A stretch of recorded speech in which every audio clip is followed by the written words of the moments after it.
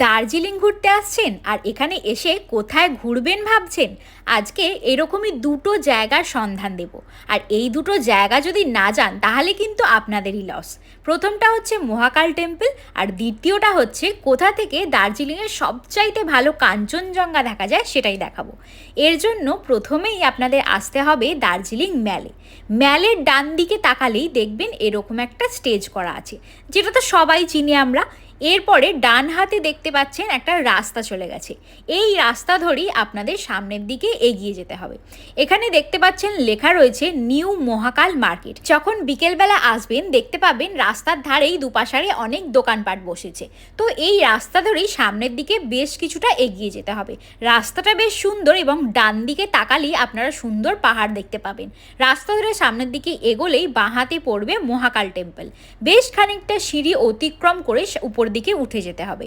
উপর দিকে ওঠার পর সিঁড়ির পরে পড়বে একটুখানি ধাপ মতো রাস্তা, সেখানটা পাহাড়ি রাস্তা, খানিকটা ওপর দিকে উঠতে হবে। তবে আমি বলবো যদি শারীরিক কোনো অসুস্থতা থাকে কিংবা বয়স অনেকটাই বেশি হয় তাহলে না আসাই ভালো, কারণ যেহেতু পাহাড়ি রাস্তা বুঝতেই পারছেন। কম বয়স হলে তো খুবই ভালো, এখানে অবশ্যই ঘুরে যান। এই টেম্পলটা এখানের খুব বিখ্যাত একটা টেম্পল।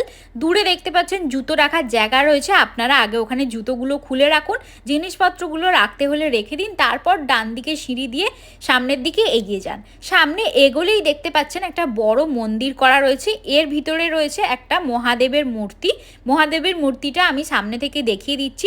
খুব সুন্দর মূর্তিটা এখানে রয়েছে, আর পাশেই রয়েছে হনুমানজিরও মূর্তি।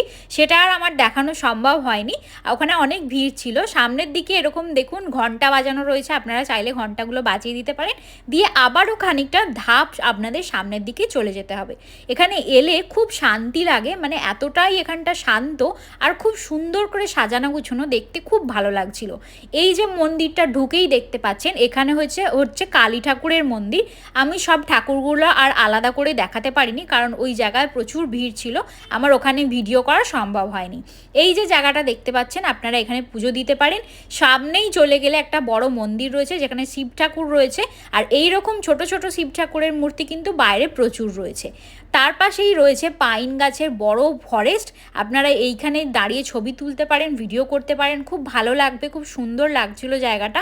আর তার পাশ দিয়েই যে মহাকালের রাস্তাটা এলাম, ওই রাস্তা ধরেই সামনের দিকে এগিয়ে গেলে পড়বে একটা ভিউ পয়েন্ট, যেখান থেকে যদি আকাশ পরিষ্কার থাকে তাহলে কিন্তু আপনারা সুন্দর কাঞ্চনজঙ্ঘার দর্শন পেতে পারেন। কাঞ্চনজঙ্ঘার দর্শন পাওয়ার জন্য অবশ্যই ভাগ্য সাথে থাকতে হবে। আমাদের আজকে ভাগ্য সাথে ছিল, আবহাওয়াও বেশ ভালো ছিল, তাই এখান থেকে পরিষ্কার কাঞ্চনজঙ্ঘার দর্শন পেলাম। আপনাদের ভিডিওটা কেমন লাগলো কমেন্ট করে জানাতে কিন্তু ভুলবেন না, আর ভালো লাগলে অবশ্যই সাবস্ক্রাইব করে